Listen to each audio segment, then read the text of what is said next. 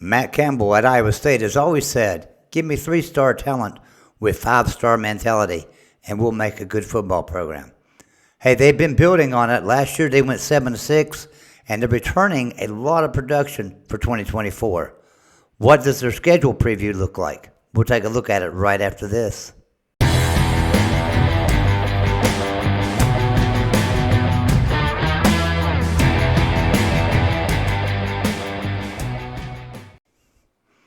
Hi, everyone, and welcome into the Voice of College Football, Big 12 edition, right here on the Big 12 channel. Today we're going to look at Iowa State. Matt Campbell, as we know, has had a program that was really at the top back in 2020, 2021 area, really doing good. Matt Campbell could have just pretty much named his price and been in the NFL right now, been coaching another team, but decided to stay at Iowa State, likes it there, does a good job for him. And hey, let's face it, at Iowa State, you don't have a lot of pressure.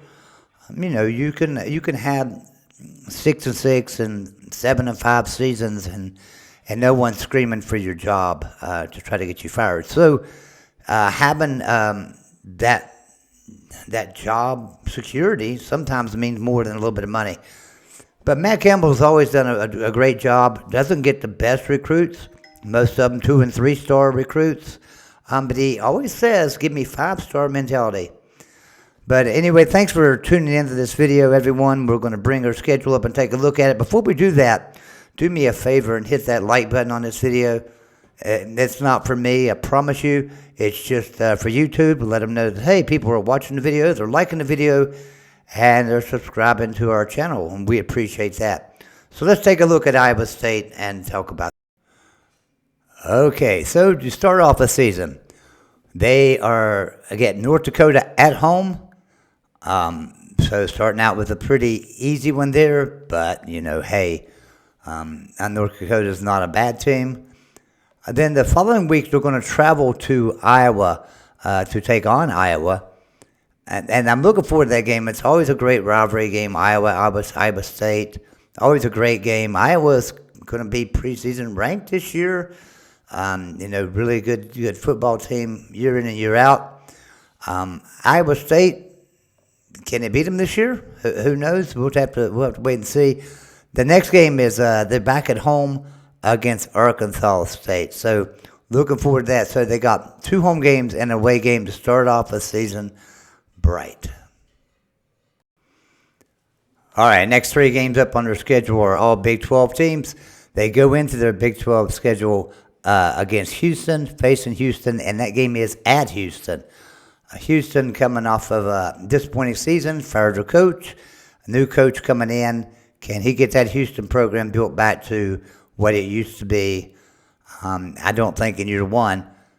So we'll have to keep an eye on Houston as well. The next game is Baylor, and they get Baylor in Ames, Iowa this time. So the home game for Iowa State there. Baylor, another disappointing team. Dave Aranda down there has to have a better season this year, or I think he's on the hot seat myself. And then the following week, they have to travel to Morgantown, probably their toughest game so far of the season, traveling to Morgantown to take on West Virginia. West Virginia turning a lot of production from a 9-win season last year. Expected to do great things again this year. So that's the next 3 games for Iowa State right there. Okay, after a tough road trip to Morgantown, they come back home, and their next 2 games are home in Ames, Iowa. They're taking on UCF and then Texas Tech. Both teams, UCF was expected to come into the Big 12 and do pretty good, had a pretty bad season last year. Can they get back in form and be a good program this year? Remains to be seen. I think Gus Malzone does a fantastic job down there with UCF, but coming into a Power 5 league, there's some adjustments to be made. Have they made all the adjustments? Can they come in now and start winning some games? Then, like I say, Texas Tech the following week. Joey McGuire at Texas Tech doing an amazing job recruiting. Last year, Texas Tech was projected to be one of the top teams in the Big 12. Did not work out that way. This year, everybody's looking at Texas Tech again as being one of the better teams in the Big 12. Can that happen? We'll have to wait and see. But Iowa State going to have a tough game there. And then the following week they go to Kansas, and we know that Kansas, Lance Leipold has that Kansas program just, kicking butt and taking names out there. They're doing really good. So going to Kansas for Iowa State is going to be tough this year. That's just going to be a tough game for anybody that has to go to Kansas and win. Kansas putting a lot of money into their program. They have the coach now. They have the fan support. The fans are coming back to games. Kansas is on a roll. So that's your next 3 games for Iowa State. Finally, we're down to their last 3 games of the season. The first one is Cincinnati, and they get them at home. So it's in Ames, Iowa. Cincinnati, another program, coming into the Big 12 last year. New coach, knew everything. Did not do too well. So Cincinnati's got to make some changes to their program to be able to compete in the Big 12. Have they made them after 1 year? Yet to be seen. The following week, they're going on the road to Utah. Utah coming into the Big 12, out of the Pac-12, one of the better programs in the Pac-12, probably one of the better programs in the country right now. Utah's really got it going on.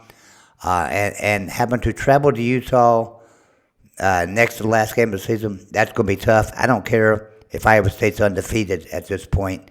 It's going to be a tough outing in Utah.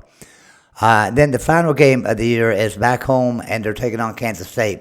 Great to have a very good Kansas State team at home for the last game of the year. So, I can think of 100 other teams I'd rather play last game of the year than Kansas State. But, at least if you got to play them, let's play them at home. I would say getting them at home, that could be a good thing. So what can come out of this schedule? We'll take a look at that too. So when I'm taking a look at this schedule, you never know what to expect out of Iowa State because I think Matt Campbell's a good coach. Does he have the talent? They've got a lot of returning production this year. Something like 75% of their team is returning on offense, and I think like 50% on defense or 60% on defense. It's a lot of returning production. So can they win? I think if we look at game 1, let me get back to their schedule. I apologize, I don't have their schedule pulled up. But if we do go back to game 1, we pretty sure that could be a win, North Dakota, right? Game 2 at Iowa, that's going to be a tough one. Iowa's always got one of the better defenses in the country. Made some coaching changes this year. What will they do? Who knows? We'll take a look at that. Arkansas State, I think it'll be a victory for Iowa State as well. Then they go into the Big 12, and they start off with Houston at Houston, Baylor in Ames, Iowa. They get them at home, and then West Virginia on the road. Out of them 3, definitely West Virginia the toughest game.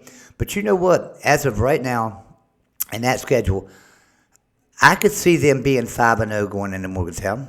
It's a possibility. They got to get by Iowa and, of course, get by Houston and the other teams. But if they can get by Iowa, I think there's a good chance they could be 5-0 going into Morgantown on October 12th. Morgantown, I don't think, is a place that they're going to win. So, they need to have a good record going in. Even 4-1 going into Morgantown, maybe getting a loss there and being 4-2. So far, still could shape up to be a nice season for you. Then you got another big stretch of games in the Big 12 of UCF, Texas Tech, Kansas, Cincinnati, Utah, Kansas State. You're going to need to start out 4-1, 4-2, or 5-1 with those first 5 or 6 games. It's really important that when you leave Morgantown, you have a winning record of either 4-2, 5-1, somewhere around there, because then you're going into the heart of that schedule with those teams like UCF, Texas Tech, Kansas, Utah, Kansas State. You've got some really tough games in there. So I think the beginning of the season is going to be really important for Iowa State. But if they can start off good, I could see them making a bowl game again this year because I could see victories over Cincinnati. I could see them beating UCF. Can I see them beating Texas Tech, Kansas, Utah, Kansas State? Possibility. They could win one of those. But I think Iowa State could go bowling again next year, and I'm looking forward to watching them. So, Iowa State fans, do me a favor. If you're an Iowa State fan, leave a comment down there. Tell me what you think your record's going to be. If you're not an Iowa State fan, leave a comment down there and tell us what you think the record's going to be. I do not see.